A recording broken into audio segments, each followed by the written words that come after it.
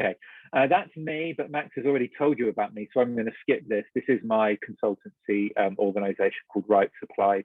You can have a look at the website, follow me on Twitter and stuff like that. So here is the structure of what we're going to do. I think what we're going to start with today is looking at what sanctions are.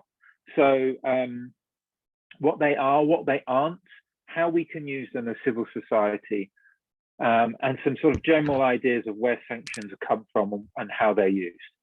What we're then going to do is we're going to go and look at 3 sanctions regimes in a bit more depth.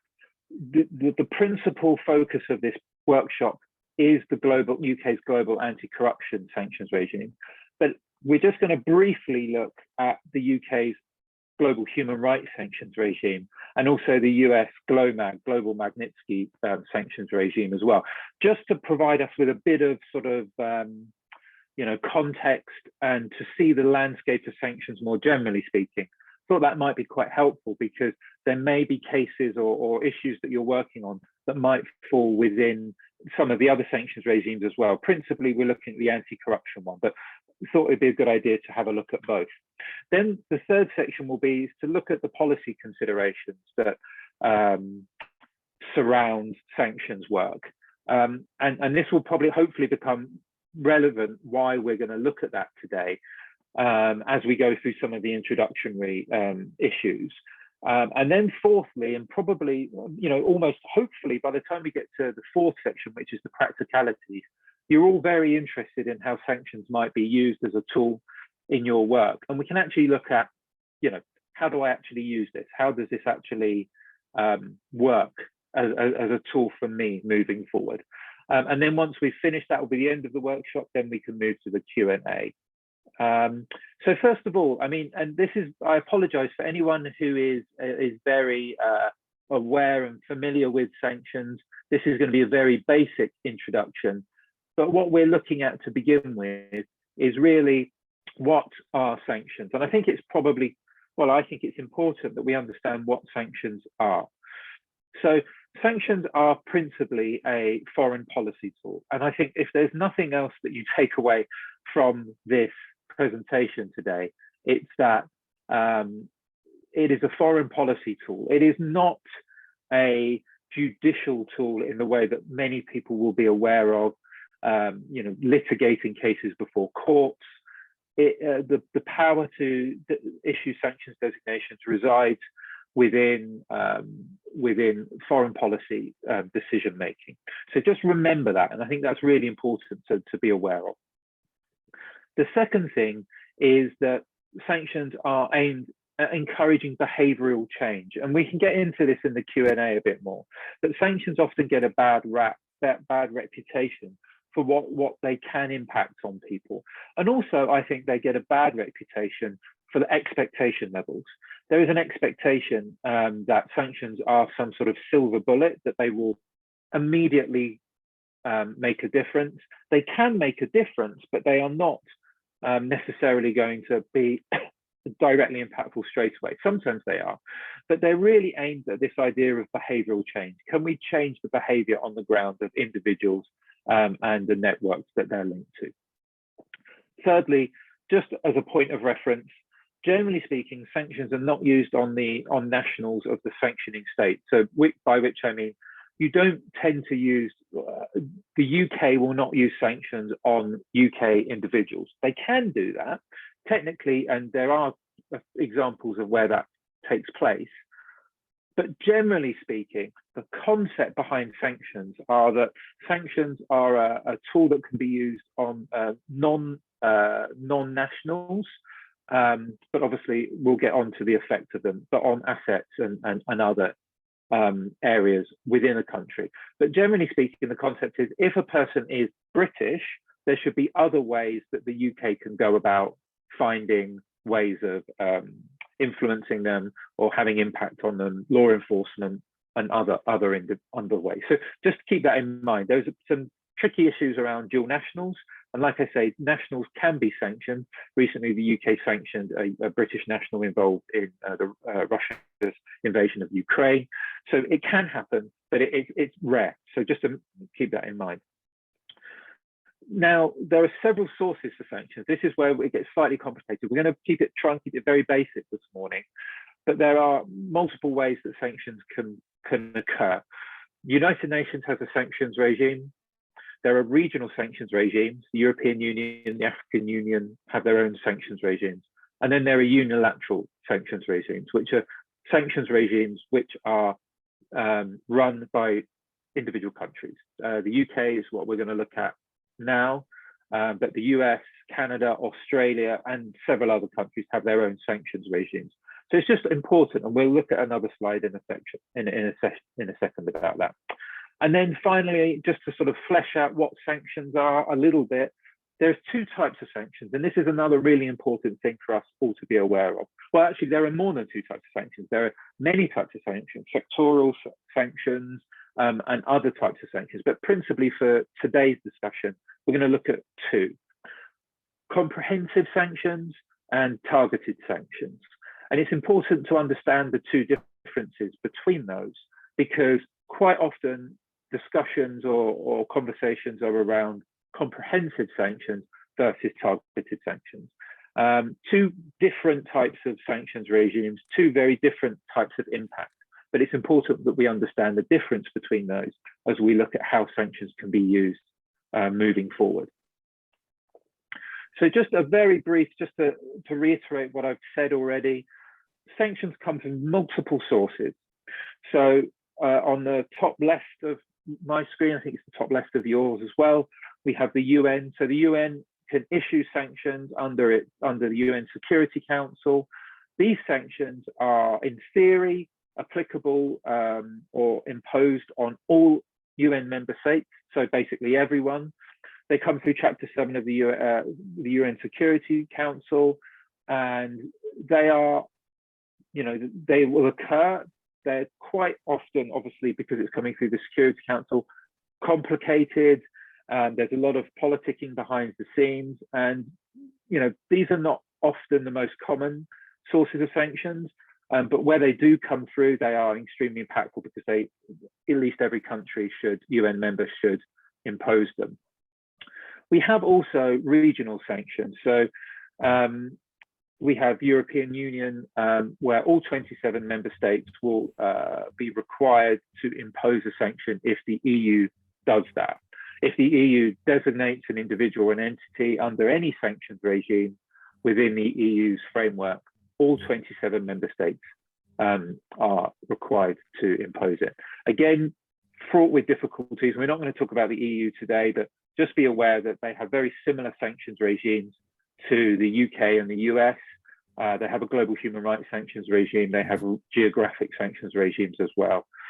The EU requires unanimity, so all 27 member states have to agree to a sanction. And so that has its own issues. Principally, what we're going to look at today is what we call unilateral sanctions. And we'll get into this a bit more. It's worth mentioning that if we look at the UK as an example, because that's what we're looking at, the UK will impose its own sanctions under its unilateral sanctions regime, such as the global anti-corruption regime. It is also required to and does impose UN sanctions. And up until the UK left the EU, it would also impose EU sanctions. So all that to say, a country like the UK or any other country, when you're looking at what sanctions are already in existence, it's important to understand what the sanctioning authority is, whether those sanctions have come from the UN, whether those sanctions have come from the EU, if it's an EU member state, or whether those sanctions have come from a unilateral sanctions regime like we're going to look at today. Because you've got to understand the source of the sanctions in order to understand how they're being applied and when and who to talk to about them. The effect of sanctions then. Let's start from the left and work across here. So let's just suppose that sanctions, and we'll get into this in more detail in a bit, But what does a sanction mean? If there's a sanction designation announced on an individual or on an entity, on a company, what does that mean? And let's use the UK again as an example, but it's basically the same across any unilateral or regional sanctions regime that we look at. So looking at the left of the screen, my left, we start with asset freezes. So if the UK designates an individual under the global anti-corruption sanctions regime, which we're going to look at in a minute, or any sanctions regime, the UK is going to freeze assets that are in the UK. So that can be bank accounts, that can be physical assets such as cars or other property. It can be houses or any other sort of property or anything along those lines. So essentially, it freezes the assets. One thing to say about this is to note is this is talking about freezing assets. There's a huge issue or debate. One of the big issues around sanctions work at the moment is around seizing assets.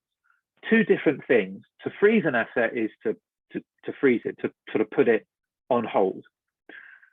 To seize it obviously means taking it away from the individual. Sanctions will freeze assets. Sanctions do not automatically seize assets. So it's important that we realize that distinction from a very early stage. And I should say for the UK, for example, the sanctions authorities, the Sanctions and Anti-Money Laundering Act, which is a sort of overarching piece of legislation, it is applicable both to the UK, but also overseas territories and crown dependencies, which is very important for individuals who are potentially either holding assets via the sort of tax and property havens that you're probably very well aware of. There's also travel bans. So a designation comes in, a sanctions designation comes in that will prevent an individual from either traveling to the UK, transiting through the UK, or if that individual has some sort of right to remain or some sort of visa, that could also impact their right to remain in the UK.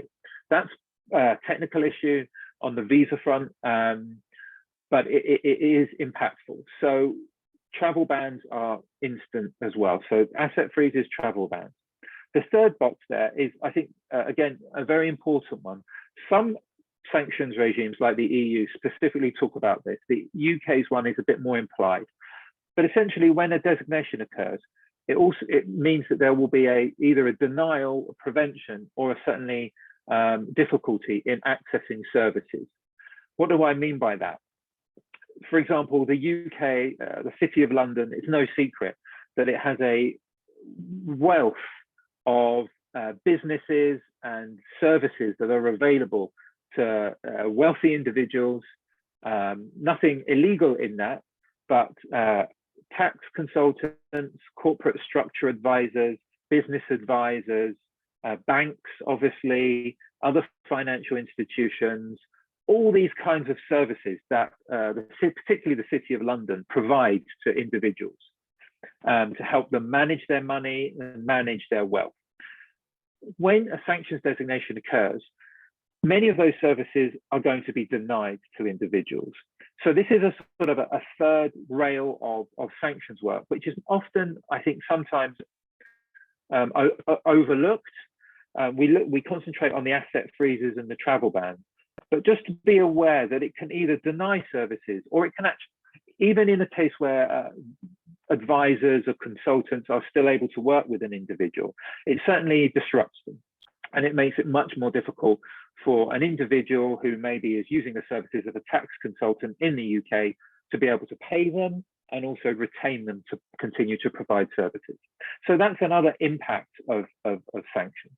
And then the fourth box there is it creates, and this is another area where there's a lot of interest at the moment, particularly in the UK and the US, is once you have a sanctions designation, all sanctions regimes, EU, UK, Canada, Australia, whoever, US, there will always be a sort of a criminal element to it, the criminal offences, which will be if you try and evade sanctions, if you assist somebody in evading the sanctions, then that's a criminal offence.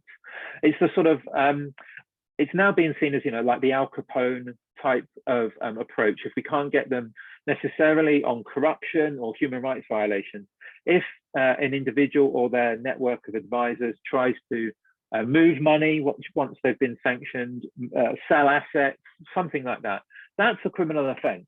And so again, it's worth just considering when we're talking about the impact of sanctions, that it creates this sort of accountability net underneath.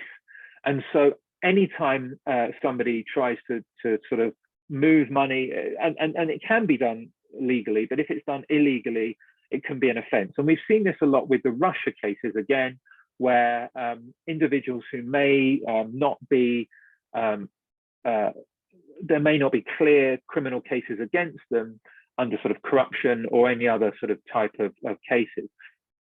Once they're sanctioned, if they move their assets, they can be prosecuted for sanctions evasion. So it's very important. This is becoming more and more important in sanctions work, is the sort of criminal liability that it instills. Two things just to mention in that box below, very briefly, as we sort of work our way through what are sanctions. You may hear discussions about licenses. We could do a whole workshop on licenses, but essentially licenses are the ability to have allowable, I always think of it as allowable conduct.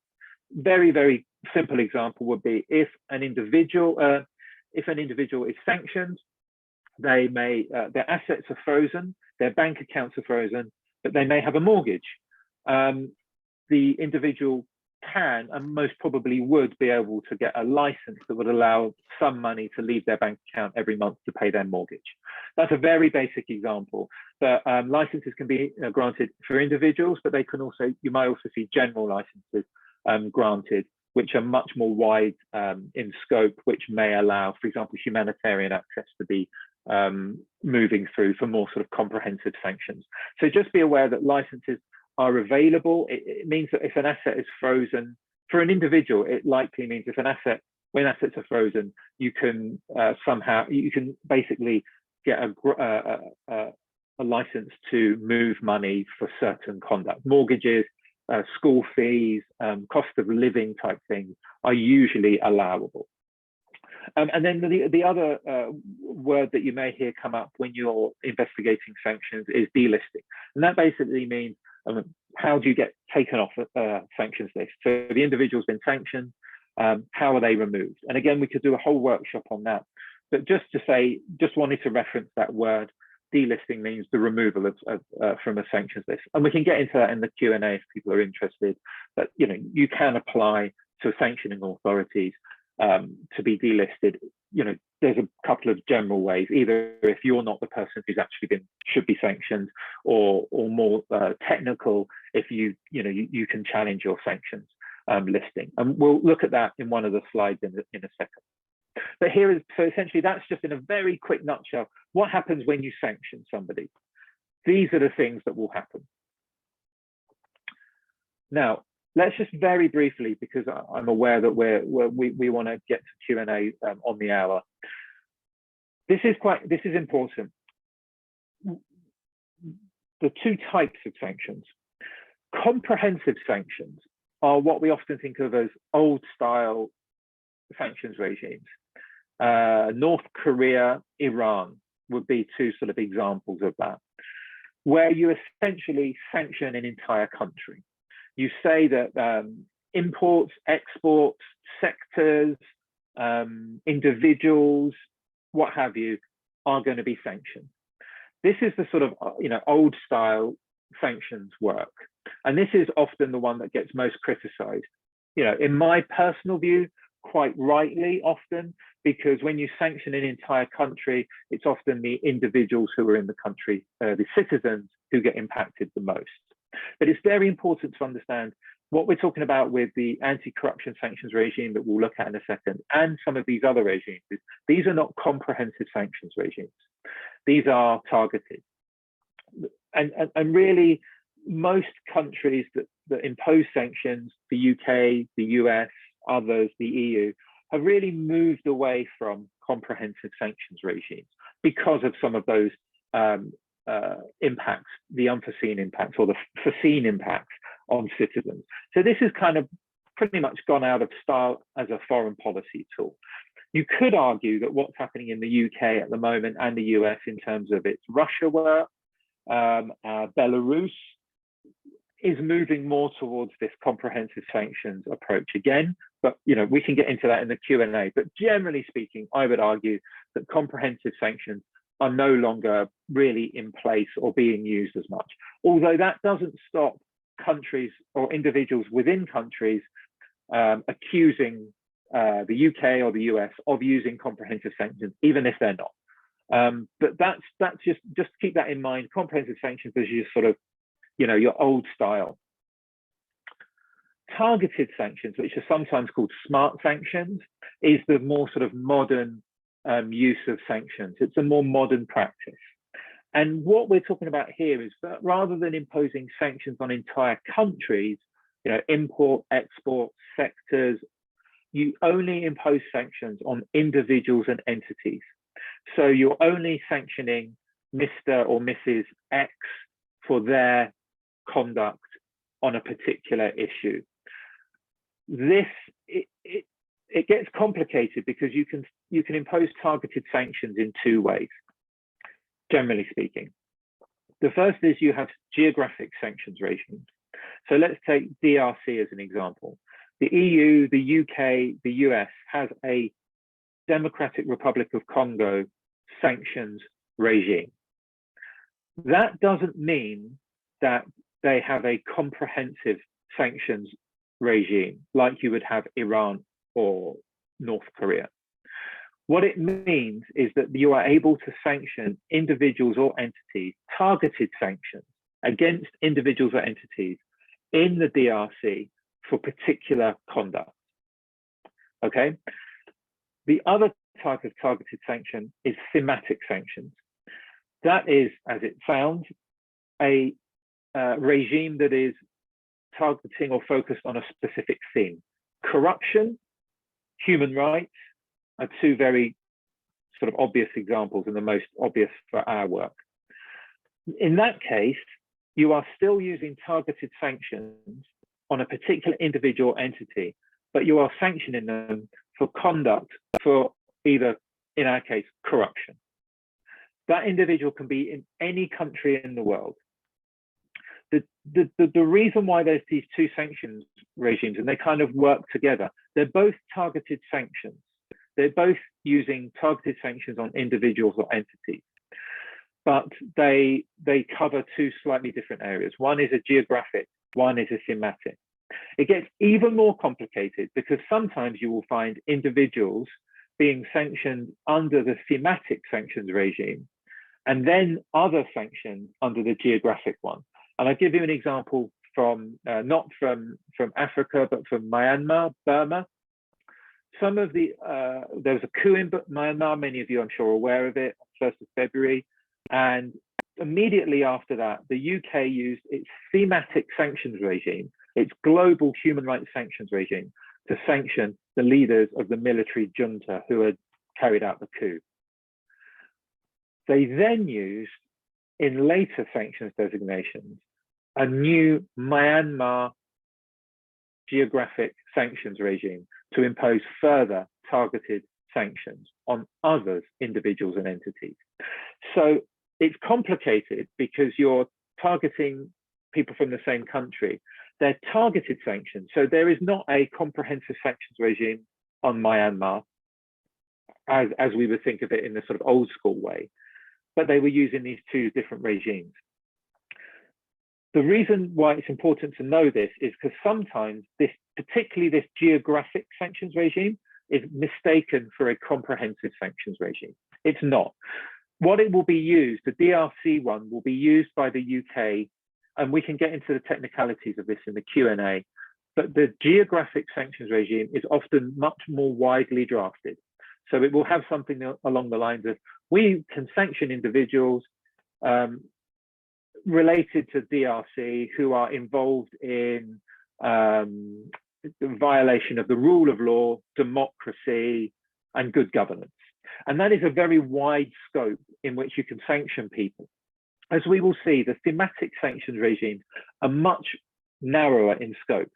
So you have this kind of situation. And I think my best advice to civil society is always work out if the country that you're working on has a geographic sanctions regime. Because if it does, then you have potentially two different regimes that you can make an application to. But it's important that we realize these are both targeted regimes, targeted sanctions under geographic and thematic. Hopefully that'll become a little clearer if it's still a bit confusing as we go on. So very briefly, we're talking about these thematic sanctions regimes. The UK, after it left the EU, launched its first thematic sanctions regime in July 2020, and that's the global human rights sanctions regime. I should say that the UK also sort of transferred over essentially all the geographic sanctions regimes that the EU, it was part of within the EU. So the DRC, the EU has a DRC geographic sanctions regime. That was essentially transferred over into UK law after Brexit. But we have these thematic ones. This was the first one to be launched, a thematic sanctions regime.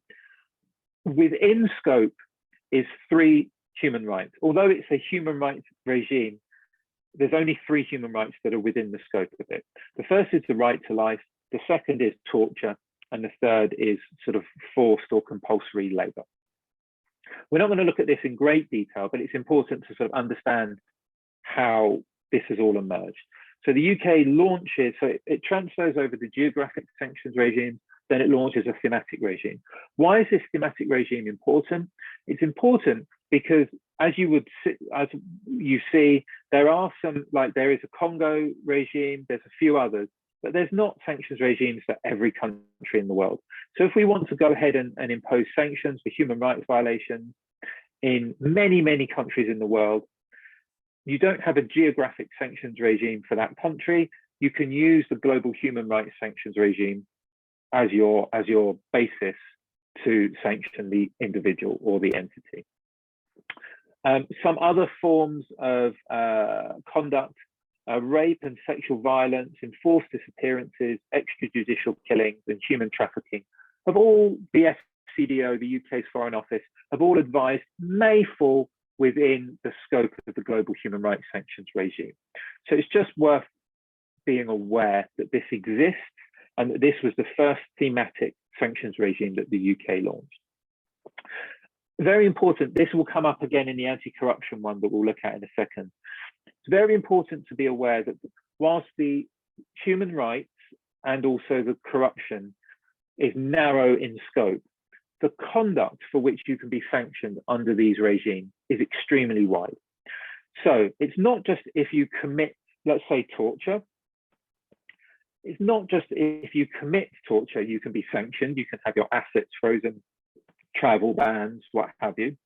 It's also if, and I'm not going to go through all of them, but it's also if your conduct is involved in facilitating or inciting or promoting, or you will see, I think 1, 2, 3, 4, 5, 6 down, providing financial services for that violation, providing goods or technology. So if you provide the technology that's somehow involved in the torture of an individual, you could be sanctioned as well.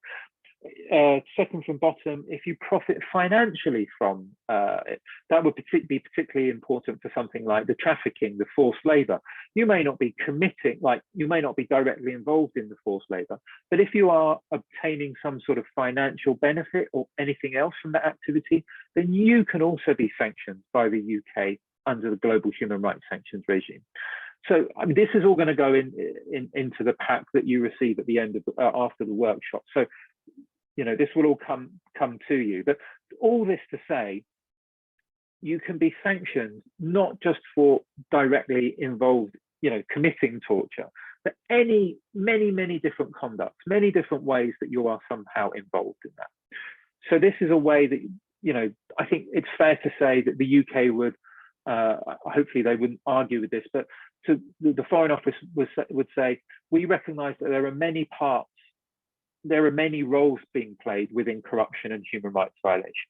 it's not just the people who are committing it, but it's all the other people who are kind of providing resources, profiting from it, what have you. We want to be able to sanction those individuals as well, those entities as well as the person who's committing the violation. Very briefly, the UK has sanctioned 81 individuals and entities so far under the global human rights sanctions regime. That includes North Korea for forced labor camps, Yahya Jammeh, who many of you will be very familiar with, the former leader of Gambia, was sanctioned under GHR. The Uyghur, Chinese officials involved in the alleged genocide of the Uyghur population in China. So lots and lots of different countries, lots of different situations. I have to say that the UK has not used its global human rights sanctions regime since January of this year. So we haven't seen GHR being used since January, although there has been obviously a huge amount of sanctions around Russia, but that hasn't under this thematic regime. So that's just a very brief look at the UK's first human rights sanctions regime. And maybe some of you are already thinking there's sort of stuff there that may be of interest that you might think might be important to your work. So the UK followed that up with a sister regime, which is the global anti-corruption sanctions regime, which is the principal focus of today's workshop. Just as a bit of background before we get into this, although you can see it there, when the UK launched its human rights regime, there was a lot of push within civil society in the UK and elsewhere to say, well, you have to have the corruption element as well. It's great that you can sanction individuals now for human rights violations, sort of under a thematic regime rather than individual geographic ones. But if you're going to sort of close the circle on accountability, we have to be able to also sanction individuals for corruption. That led in April 2021, and it's fair to say that the then Foreign Secretary who launched the global human rights sanctions regime committed to that very, very quickly, and it was then launched in April 2021 as a sort of sister regime to the human rights regime, both within the Foreign Office. It's the FCDO who designates individuals, both within the same sort of teams essentially who are looking at these, although they have specialist teams for both, but sort of designed, in my view, and I think that again this wouldn't necessarily be challenged, to complement each other as tools to be used in combating both human rights violations and corruption. Again, a bit like the human rights regime only falls within 3 human rights, corruption is quite narrowly defined under the global anti-corruption sanctions regime. The corruption that you can be sanctioned for under GAC is bribery or misappropriation of property. Again, we don't have time to get into a lot of the detail of this, but there was a lot of discussion around what the definition of corruption would be. The UK, the Foreign Office, limited it to this. This isn't set in stone. There is ongoing sort of civil society, work to try and increase the scope of it. I think, to be honest with you, that is a more medium to long-term project. Everything I've heard from the FCDO is that really this is the scope of the corruption for now. They're obviously open to hearing more about doing other areas, but this is essentially what we're dealing with at the moment. So this is what we have to look at. The definition of bribery under GAC, under the GAC, is both the giving of financial or other advantage to a foreign public official, and also receiving and a foreign and public official receiving a financial or other advantage. So it's quite widely drafted. It's quite sort of general, I think. We'll get into, again, just keep in mind the conduct. So we are going to look in a second at the conduct that falls within this, but this is a definition of bribery, the GAC, the UK's global anti-corruption regime. And again, this will be in slides. We'll provide these slides after the workshop, and you also can find it in the regulations, and we can send a link around to it. So this is as far as it goes. It's actually a slightly sort of more general definition than you'll find under the, say, the Bribery Act. The UK Bribery Act is a bit more focused. You know, it's relatively wide, it's relatively general. There's obviously a public official element to it. We can get into this again in the Q&A, but I think this has been relatively widely drawn in terms of what constitutes a public official, whether that could be a serving public official or a former public official. So there is a discussion around that.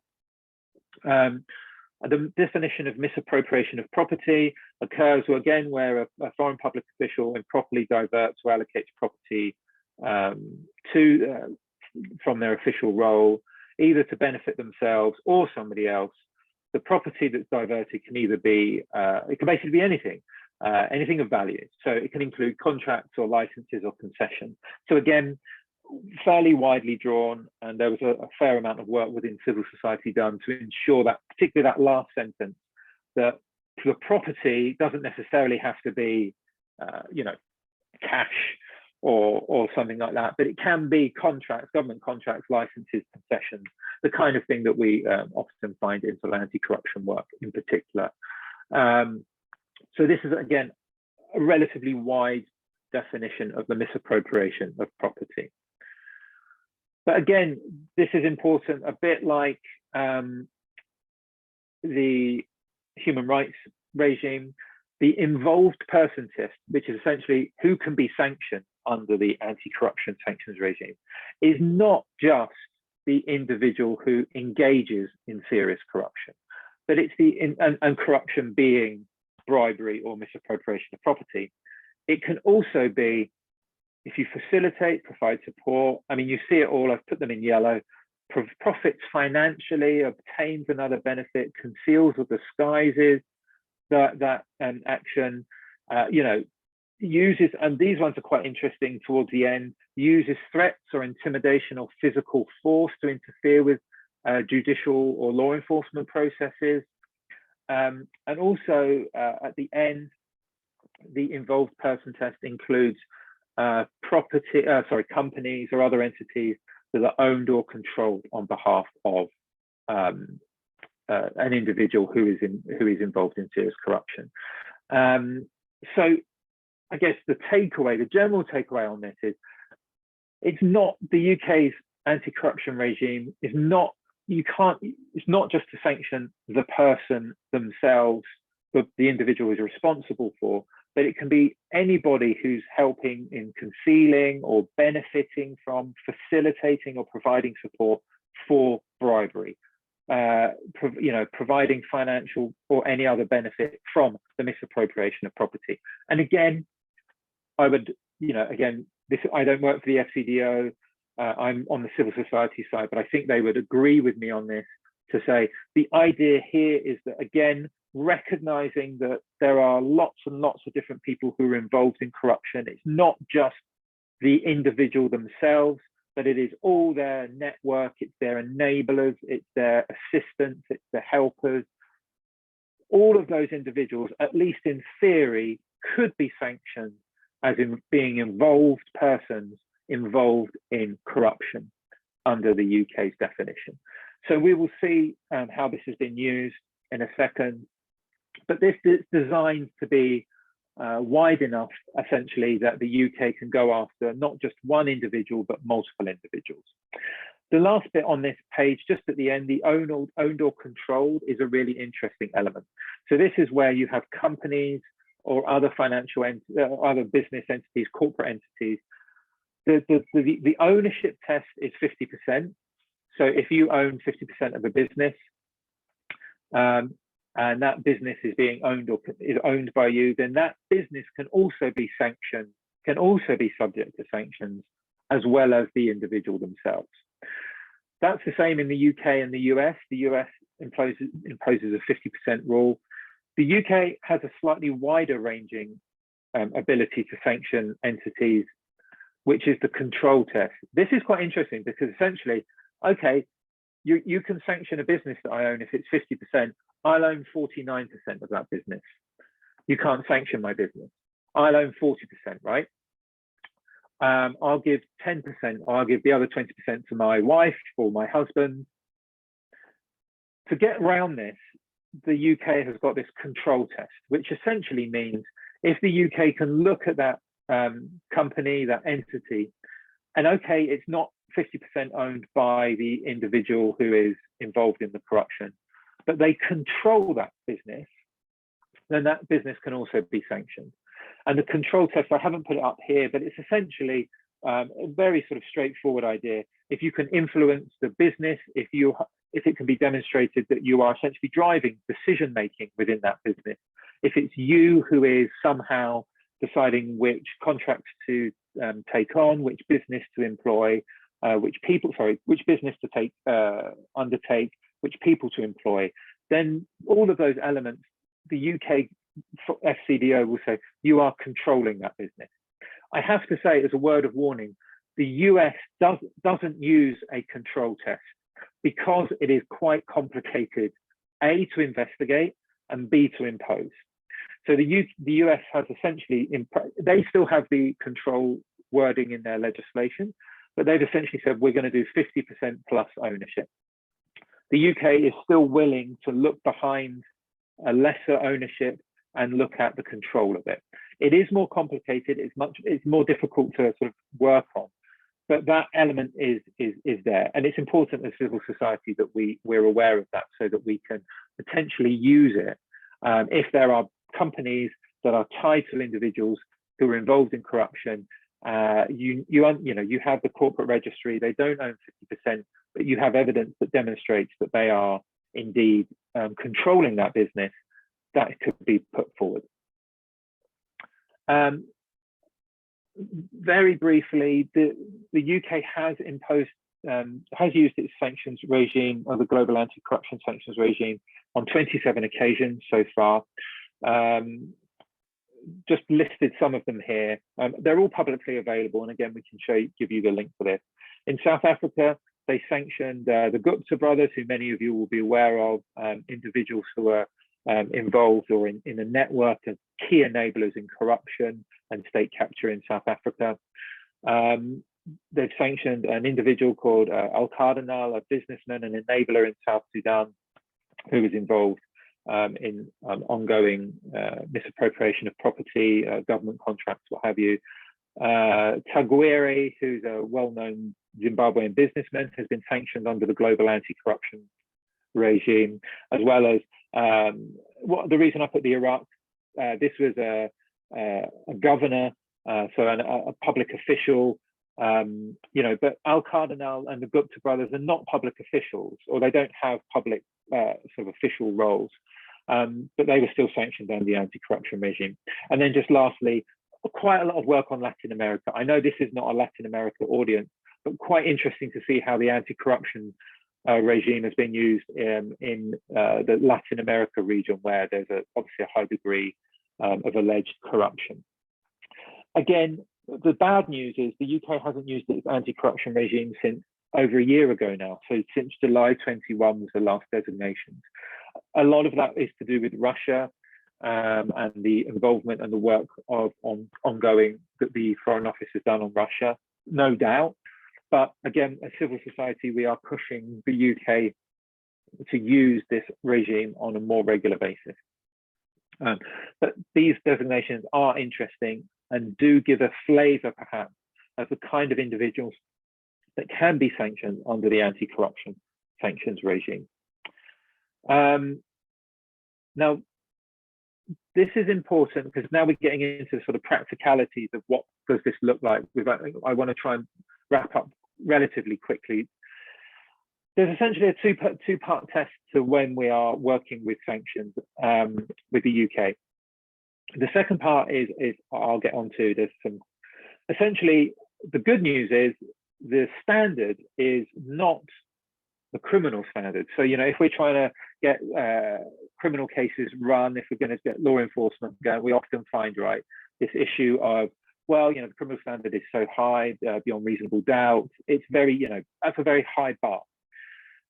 In order to get the bar for corruption, for any sanctions in the UK, and it's the same essentially around the world, they're all very similar standards.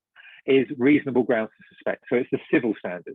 So what we're trying to do when we put cases before the FCDO is tell them that there is reasonable grounds to suspect that this person is an involved person, is, you know, either involved in the corruption in all those different ways. Either they are doing the misappropriation, or they're profiting from it, or they're benefiting, or they're promoting, or whatever.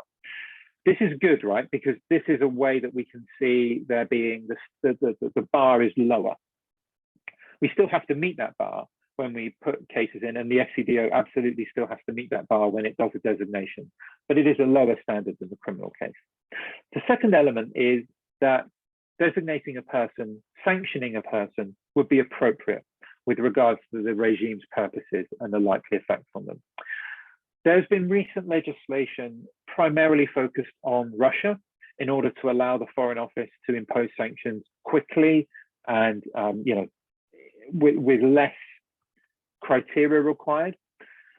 I've made a note here, the appropriateness under this newest legislation appears to have been removed. So the FCDO doesn't necessarily have to make a case that it is appropriate. I would argue, though, that we should always be still trying to maintain an argument why it would be appropriate, because even if it's not technically within the legislative scope anymore, it's always going to be, in my experience, working with the FCDO from the outside as a civil society representative and as a lawyer, that they basically have to ask this question anyway. It's essentially this: why are sanctions the most appropriate tool for going after this person? Why not law enforcement, either in the UK or in country? Why not government relations, diplomacy? Why not some sort of other public action? The answer to those questions is obviously often quite obvious. We can make those arguments quite easily as civil society. You know, there is zero chance that this person is going to be actually, you know, arrested or investigated in country. Nothing's ever happened from a law enforcement point of view. You know, we can make these kinds of arguments, but I think it's important that we do make these arguments, because even if it's not technically required under the legislation, and that's still to be sort of challenged in court, I think, even if it was to be found that that's indeed the case, I think we still need to be practically speaking about how we can address and talk to that point in any sanctions work that we do. So just be aware of this reasonable grounds to suspect and the appropriateness test. Very, very quickly, because I know this isn't on global, but just be aware that this all comes, or a lot of this work comes from, and many of you will be aware of the US's Global Magnitsky Act, which is the sort of forerunner for the sanctions regimes in the UK. Its scope is serious human rights abuses and acts of corruption. So it doesn't have, there's not two regimes. There's not a human rights one and a corruption one in the US. It covers both. There's been a vast amount of sanctions work done, or sanctions designations under GLOMAG, over 400. If you want to talk about that, we can talk about that. I engage with the US on a weekly basis. Sort of my practice goes across both the UK and the US. And some of you may have seen, or some of you may well have been involved in, this week, 3 Liberian individuals within government or with close ties to government were sanctioned under GLOMAG for allegedly being involved in corruption. So just be aware it's there. Many of you will have been aware of GLOMAG and the US's GLOMAG. We can talk about that a little bit, but I just wanted to put it up there because it's the sort of the forefather or forerunner of a lot of the sanctions regimes that we find elsewhere. And there's different issues, there's different standards, little quirks, but essentially something very similar to the UK. So now, very briefly, just policy. And I think this is where we're talking about, now we're getting into the practicalities. All right, so there's these sanctions regimes, they're available, they can be used, right? Just very quickly, always be aware of policy. Always be aware that when we're talking about sanctions, we're talking about the use of a foreign policy tool. And be thinking, anytime you're thinking of doing a sanctions designation, around these issues. Priorities, human rights, anti-corruption, and regional priorities for the country that you work on. The scale, the nature, and the impact of the violation that you're looking at. The status and the connection and the activity of the target, by which we mean the individuals or the entities that you are suggesting should be sanctioned. Collective international action and government relations. Interaction with law enforcement and the risk of reprisals. The reason I put this up here is that, you know, I do a lot of work, and Max and Steph do a lot of work on various sanctions applications to the UK and elsewhere. And these are the kinds of issues that we're talking about. Yes, it falls within the scope. Yes, it's a misappropriation of property case. Yes, it is the conduct falls within the involved person test. And yes, we have evidence that meets the standard for reasonable suspicion to believe. But then this is a really interesting area that we have to tackle when it comes to sanctions, is the policy issue. Knowing that sanctions are a foreign policy issue, how can we ensure that we can put the best argument forward for saying that sanctions are the most applicable? I won't name the country, but I'm working on a particular case at the moment, an African country where there's been a change of regime, the government has changed, and that government is making at least some efforts to go after the corruption that was in the other regime. I mean, this is a familiar case, not only in Africa, across the world, right? We are working on a sanction submission for certain individuals who are in the former regime. We're getting very clear indication from the UK, from the Foreign Office, that they are, while they're interested in getting that sanction submission from us and looking at the evidence, they really are looking at the policy issues of government relations and interaction. So it may well be that they're going to say, we don't want to sanction individuals right now, because with the new regime doing its own thing, we want to support them through government relations, through interaction with law enforcement. So all that to say, the good thing about sanctions, and also the double-edged sword of sanctions, is that it can be used, with a relatively low standard of proof, but it can also be shelved where other policy considerations are in place. And we can talk about that in the Q&A, but this is why anytime you're doing sanctions with the Foreign Office in the UK or anybody else, it's critical that you involve desk officers, embassy, high commission staff, in order to sort of understand the scope and test the waters for whether or not sanctions would be a sort of interest. So here we go. Excuse me, just gonna take a little. Here we go. It's all very interesting. I think I've got a case. I think I've got an individual or individuals who are involved in corruption or are involved in some sort of something or bribery. It falls in the conduct. It's an involved person because they're profiting from or they're promoting. And it meets the standard, reasonable suspicion. I have evidence about that. And I've looked at the policy issues, and I think it falls within, UK policy and international policy. What do I do about this? Like, this is all very interesting, but what do I do? You can essentially, and this is what we do, you can send directly to the UK Foreign Office or to the US or to other sanctioning bodies what we often refer to as a submission or a dossier of information. This is the absolute minimum that the Foreign Office puts out there. They say they want to know who the person is. They want to know what the activity is that justifies sanctions, and to what extent the person is involved in the sanctions. I pulled this from a sanctions submission that I'm currently working on, not one that, not an African country, so not one that's directly involved on this call, but this is just the table of contents for a submission that we put into the Foreign Office this week. It ran to about 120 pages. And so the reason I put this up here is I just wanted to show you what a submission looks like, generally speaking. And it's pretty straightforward, right? It's pretty straightforward. And there's no right or wrong way of doing these templates. And I know Max and ILP and we're all working on providing a template that you can use for the anti-corruption regime. But this is one that I just literally pulled off a case that went in this week. You know, a case summary, 1 or 2 pages, some sort of background information on the country and what's going on in the country. Then, you know, you'll see, what is that, 9 pages of information on the target. So that will be who they are, where they live, passport, I don't know, photographs, whatever. Known family, facilitators and assets of the target. So, you know, you're talking about freezing assets. Where are their assets? Do they have assets in the UK? That's going to be an issue and of interest. Links, then section 6, application of legal standards. So this is where we will do a fairly detailed rundown of the anti-corruption regime and how the evidence that's within this dossier fits within the legal standards, the involved person test, you know, the definition of corruption, the involved person test, you know, it meets the standard.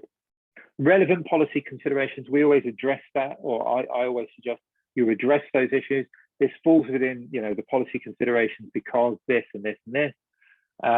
Discussion of contrary evidence and arguments is always an interesting one and sometimes a controversial one to try and address some of the issues that may come up against sanctioning an individual, and then lots of annexes. So again, like this is, whilst this is an actual example from a case that went in this week, it's pretty basic, it's pretty straightforward, but this is what it looks like. And essentially looks like a legal brief. You know, it looks like you're putting something in for the FCDO to look at, for the Foreign Office to look at. It goes into the sanctions team, but very, very quickly the sanctions team will read it and then they will involve the country. So, you know, the desk officer in London, the embassy staff in country. So, you know, in my experience anyway, very quickly they'll pick up the phone and say, look, we've just received, you know, if it looks okay like this, you know, we've received a pretty detailed, comprehensive sanction submission on 4, I'm making up, but 4 individuals who are allegedly involved in corruption. And they'll, you know, they'll involve the, and it's the same in the US, it's the same in Canada and Australia. They'll involve the experts who will then be able to engage in it. Just very briefly, I know we've got, well, I want to have at least 20 minutes for Q&A. 2 things to bear in mind, and this is a very practical but a very important issue. First of all, appeal. It's important to realize that in the US, the good thing about the US, many good things about the US system is from a civil society point of view. One is that when you put sanctions submissions in to OFAC, which is the Office of Foreign Asset Control within the Treasury, US Treasury Department, they can essentially classify the submission.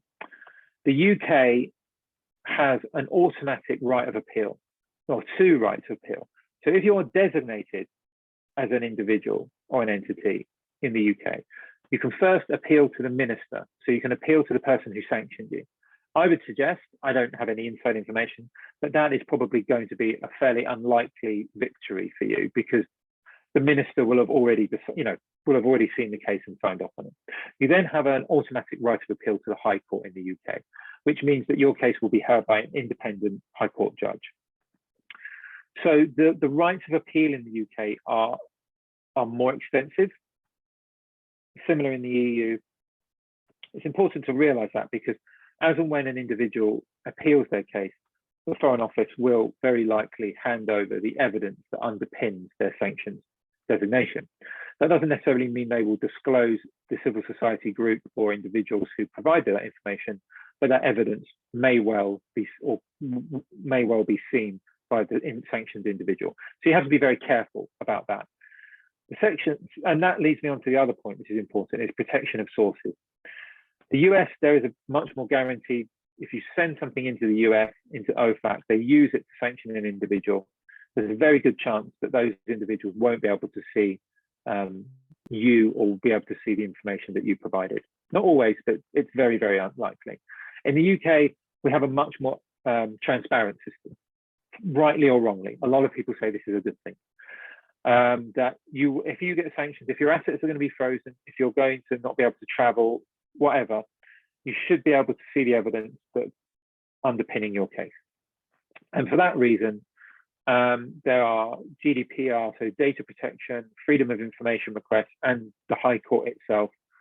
There are less guarantees that your identity as a civil society group won't be protected. Now, having said that, the Foreign Office is very aware, and again, I don't speak for the Foreign Office, but from our engagement, is very aware of the dangers that civil society groups, particularly those on the ground, operate under. And they've provided assurances that they'll do everything in their power to limit the disclosure dangers to civil society groups on the ground. I have no reason to disbelieve that. I can't endorse that. There hasn't been a great deal of litigation on this, so we haven't seen how a High Court judge is going to necessarily address this issue. But really, the starting point is open source information, right? So if you're handing over information that is, freely available or can be provided through open source avenues, then you negate the risk of you as an individual or you as your organization being exposed, because the Foreign Office can simply say, we found this via the property registry, or we found this online, or through that leak of data, whatever. It's where you have individual private information that only you have got, a source that's provided you with a witness statement, or data or exhibits you've only been provided that you're not willing to disclose the source of. That's when you can have an issue. And we can get into that in the Q&A. It's navigable, we can get around it, but I always think it would be inappropriate or unfair not to address that issue and just make that as aware as possible. Just put it out there. And we always go to the Foreign Office. This is always one of our questions we have anytime we speak to them, is how are you working on guarding your sources? And they come back with, we're putting more issues in place, we're putting things in place, we're trying to clarify. So there is ongoing work on that, but I just wanted to highlight that. Very quickly, why do sanctions? They have an immediate effect. They can influence individuals and entities where other forms of accountability are very unlikely. The reality is, particularly in anti-corruption cases, we all know individuals are probably unlikely to face any kind of accountability or justice in any other way. So sanctions can be often one, if not the only, sort of accountability tool that we have. Good pros, the standard is lower than the criminal standard. And another pro is, it's an ongoing discussion and they can be amended and changed. People can be added to sanctions lists all the time. The cons, as you all know, badges of honor, they can be used sort of in a negative way by individuals who are sanctioned. It's a foreign policy tool, and I keep going on about this because it's really the most important thing. So there's a huge amount of deference. It's very difficult to get behind this. It's very difficult. If you hand in 120 pages of information, you do a legal analysis, the Foreign Office essentially, and it's the same in the US and everywhere, can say, we've read your information, we agree with you, but we think we're going to take a different route. It's very difficult to challenge that. In theory, you can judicially review in the UK, the FCDO's decision to do that. But I would argue that in most cases, it's going to be difficult to get a successful JR because, it's a foreign policy tool rather than a sort of, a judicial tool. So always be aware that with that large amount of deference, it does require quite a lot of work, quite a lot of interaction. In my experience, if you want to have successful designations, to speak to individuals. It's not like a court thing where you just file a case and then you wait for a response. Engagement with authorities can be limited. There is a sort of a black hole element to it. And this is what I always try and fight against, and I try and advise civil societies, really try and engage with and work with the Foreign Office on these cases. If you just put something in and then just sit back and say, well, why haven't they done that? Sometimes, you get fortunate and they will look at it and they will just process it. But in my experience, most of the time you have to meet, virtually on calls or in person, on calls is fine, with the desk officers, with the sanctions team, brief them on these things, try and get meetings with them, to try and push it through, because they have so much deference, because they have so much leeway. Just kind of putting something in and then hoping is fine if that's all you can do. But if you can really engage with them, it's important because it is a foreign policy tool. And there has to be issues around messaging. Delisting we won't get into now, but there are issues around that as well. But that's not really so much for civil society. That's more from a sort of fair trial point of view. But we can probably leave that there. That's it. I've got at least 15 minutes for the Q&A, Max.